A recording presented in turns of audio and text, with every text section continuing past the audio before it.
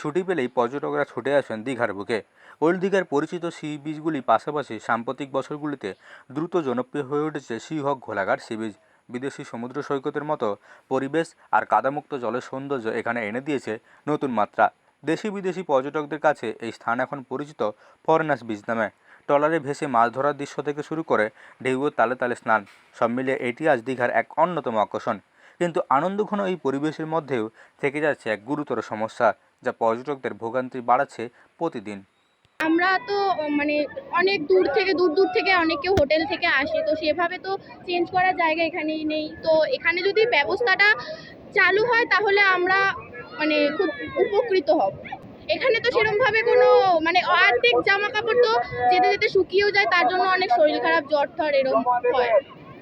সিহক Golaghat C বিচে প্রতিদিনই ভিড় জমাচ্ছেন হাজারো পর্যটক। সকাল থেকে সন্ধ্যা পর্যন্ত ঢেউয়ের টানে ভেসে থাকার আনন্দ উপভোগ করতে সমুদ্র তটে ভিড় বাড়ছে ক্রমশ। কাদামুক্ত জলের স্বচ্ছতা এবং শান্ত পরিবেশে অনেকেই স্নানের জন্য আকৃষ্ট করেছে।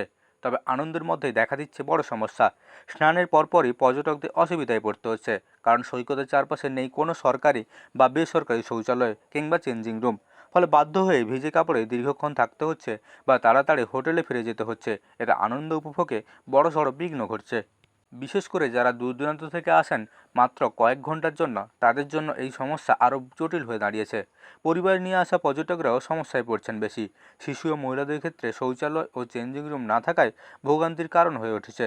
অনেক সময় পরিবার সহ পর্যটকদের পরিকল্পিত সময় কাটানো অসম্ভব হয়ে যাচ্ছে এই অভাবের কারণে।